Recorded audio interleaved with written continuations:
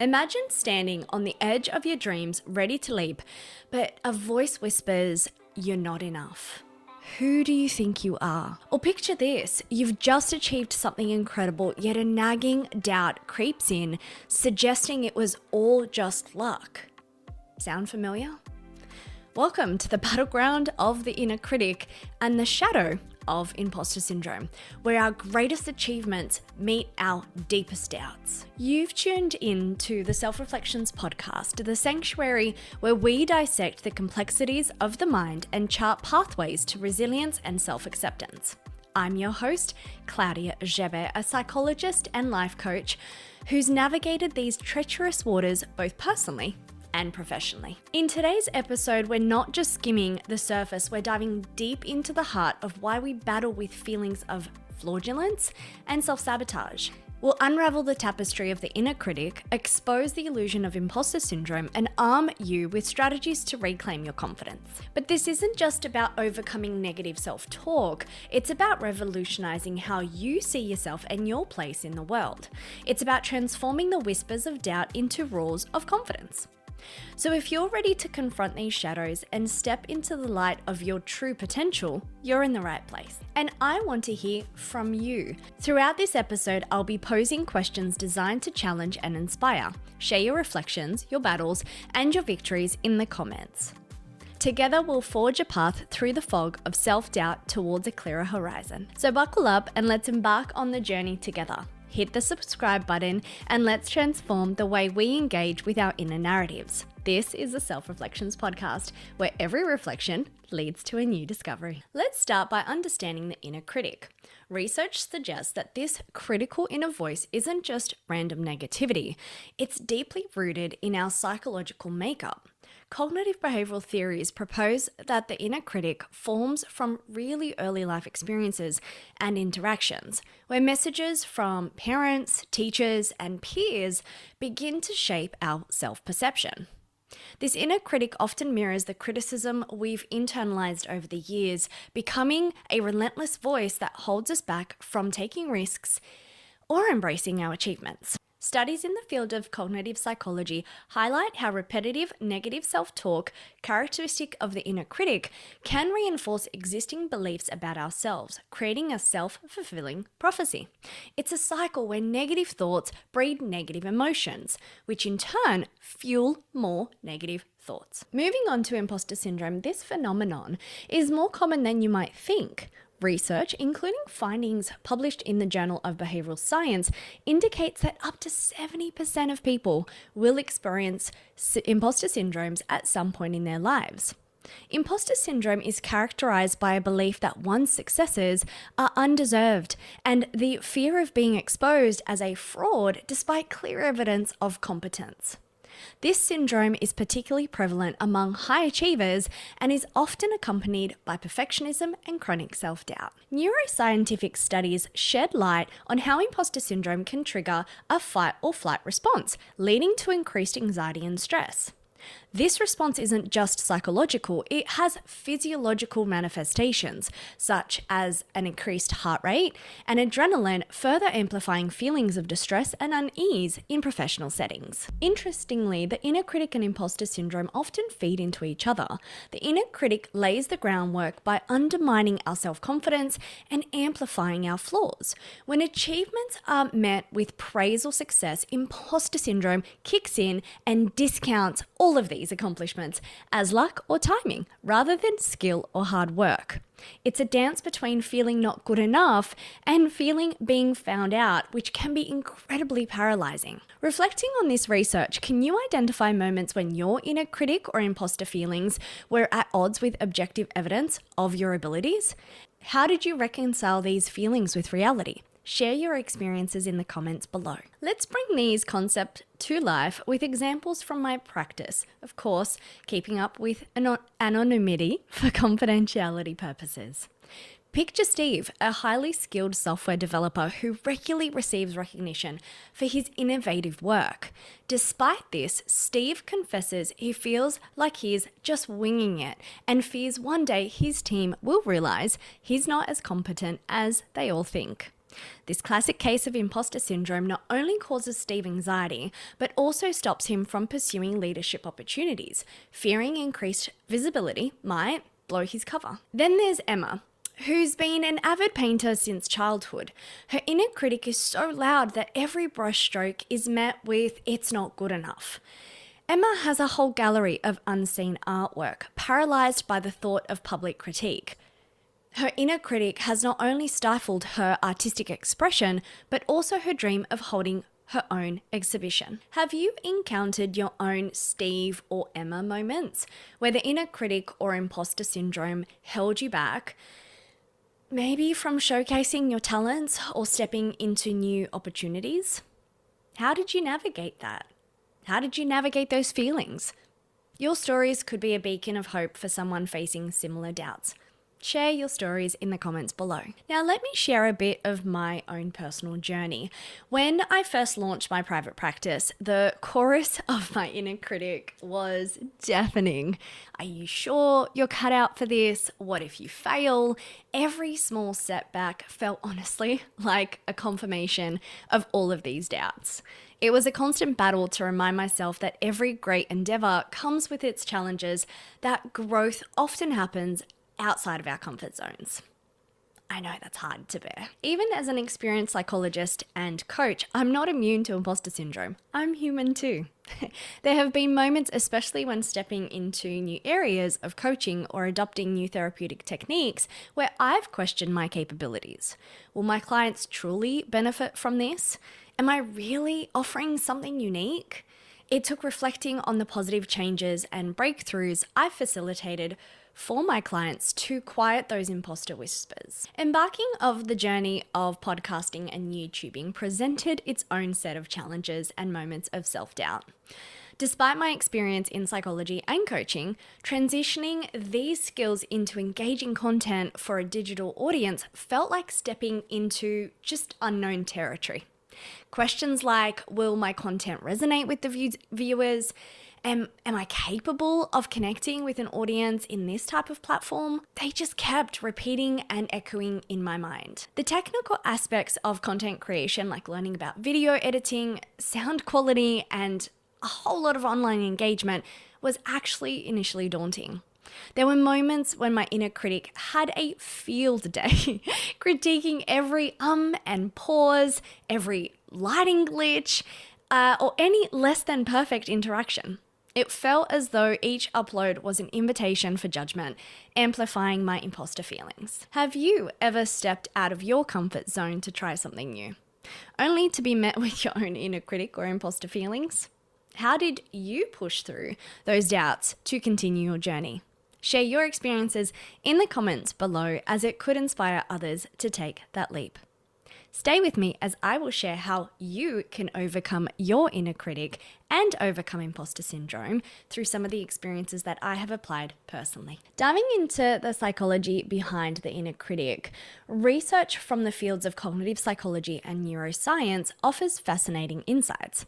Studies suggest that the inner critic can be traced back to our brain's negativity bias, a primal mechanism designed to keep us safe from harm.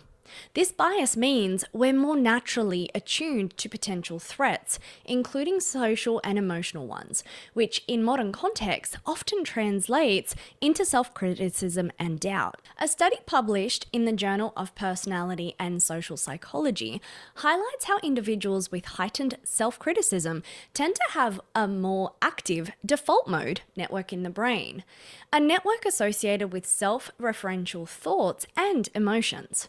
This activity can lead to a loop of negative self-talk, reinforcing the inner critic's narratives. When it comes to imposter syndrome, psychological research sheds light on its prevalence and impact. A seminal study in the International Journal of Behavioral Science found that imposter syndrome is not limited to any specific demographic or profession, but is widespread across different fields, affecting both men and women. Psychological theories suggest that imposter syndrome is partly rooted in the Dunning-Kruger effect, where people with high competence often underestimate their abilities, contrary to those with lower competence.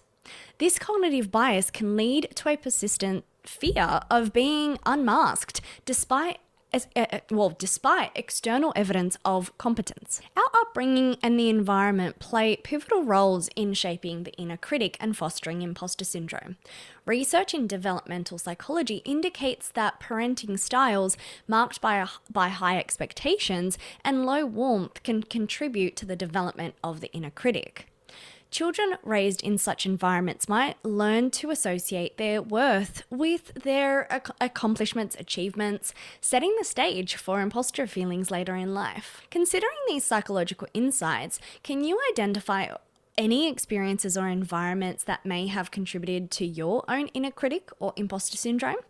How does understanding the science behind these feelings change your perspective on them? Do they? Join the conversation in the comments below. Let's explore strategies for overcoming the inner critic and imposter syndrome with practical applications. The first, cognitive reframing techniques. Overcoming the inner critic and imposter syndrome begins in the mind with cognitive reframing. This psychological technique involves identifying and challenging negative thought patterns, replacing them with more balanced and constructive ones. For example, when you catch your inner critic saying something like, "You're not qualified for this project," pause and try and reframe it to something a little kinder. "I have been trusted with this project because of my skills and previous accomplishments. I can learn and grow through this experience." Now the practical application. Try keeping a thought journal for the week. Write down instances when your inner critic is loudest or when you feel like an imposter. Next to each entry, practice reframing the thought in a more realistic or objective light. Second is cultivating self-compassion. Self-compassion is a powerful antidote to the harshness of the inner critic. Dr. Kristen Neff's research on self-compassion highlights its three core components: self-kindness, common humanity, and mindfulness. Embracing self-compassion means treating yourself with the same kindness you'd offer a friend, recognizing that imperfection is part of the shared human experience, and being mindful of your self-talk without over-identifying with negative thoughts. Now a practical application. Start a daily self-compassion meditation, focusing on three components. When negative self-judgments arise, remind yourself, "I am not alone in feeling this way. Let me be kind to myself in this moment." Third one, reality checking thoughts. Reality checking is a technique to ground your thoughts in facts rather than fears. It involves questioning the evidence behind your self-critical thoughts or imposter syndrome beliefs. Ask yourself, what evidence do I have that supports or contradicts this thought? Is there a more balanced way of viewing this situation? A practical application? Create a reality check chart where you list negative thoughts and then write down evidence that supports or contradicts these thoughts. This visual can actually help see how often your inner critic or imposter feelings are not based in reality. Number 4, building self-confidence and assertiveness. Developing self-confidence and assertiveness is key to silencing the inner critic and overcoming imposter syndrome. This doesn't happen overnight, but through small, consistent actions that affirm your abilities and worth. Setting and achieving small goals, for instance, can provide tangible proof of your capabilities, slowly building your confidence. A practical application? Identify one small goal each week that challenges you slightly but is achievable. Completing these goals will build a foundation of confidence. Pair this with assertiveness exercises like expressing your opinions in meetings or setting boundaries to strengthen your self-assurance. Number 5, seeking support from mentors or peers. Remember, you don't have to navigate these challenges alone. Seeking support from mentors or peers who understand your experiences can be incredibly validating. They can offer perspectives, advice, and encouragement that counteract the narratives of the inner critic and imposter syndrome. A practical application? Reach out to someone you admire or trust this week. Share your feelings of self-doubt or imposter syndrome and ask for their insights. Sometimes just hearing, "I've been there too," can make a world of a difference. Which of these strategies resonates most with you, and how do you plan to implement it in your daily life?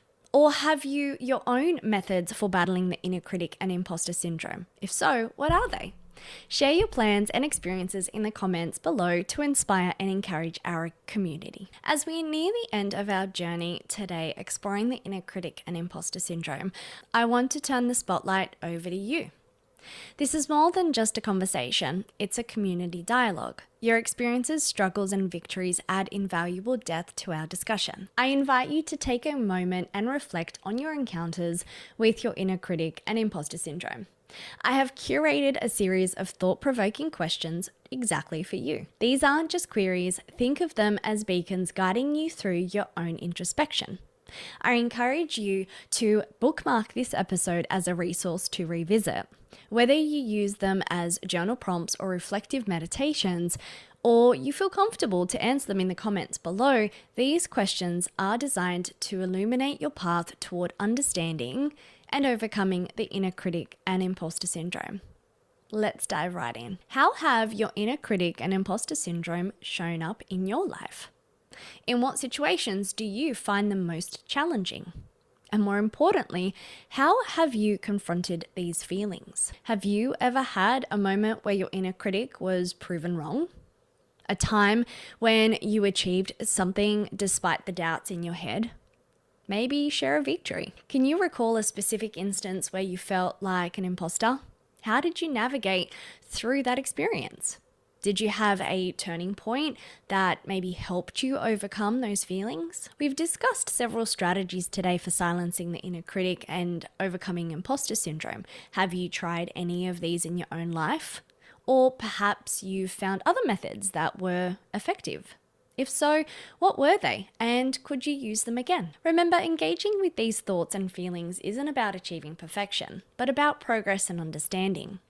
It's about building a community where we can openly discuss our vulnerabilities and collectively find strength. Whether you're sharing a story, asking a question, or offering support, your contribution is valuable. As we wrap up today's exploration into the realms of the inner critic and imposter syndrome, I hope you've gained new insights and strategies to navigate these complex aspects of our inner lives. Remember, the journey toward silencing these critical voices is ongoing, but every step forward is a step towards embracing your authentic self. The courage to confront these internal narratives is a testament to your strength and resilience.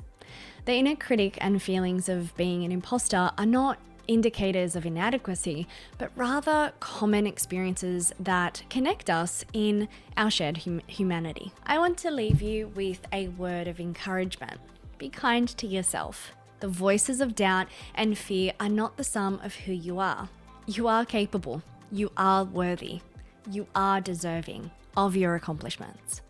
Embracing this truth is not just an act of self-love, but a radical step towards personal liberation. Thank you for joining me on this journey today. If you found value in our conversation, please consider sharing this episode with someone who might need to hear it. Together, we can build a community of support and understanding, empowering each other to rise above the doubts that hold us back. Thank you for sharing your time and space with me today. If this episode resonated with you, don't forget to like, subscribe, and follow us on social media for more empowering content. Together, let's turn down the volume of our inner critics and step into our authentic selves. If you would like me to cover something specific about the inner critic, imposter syndrome, or another topic, please comment below. Thanks again. I'm your host, Klaudia, and welcome to the Self Reflections Podcast.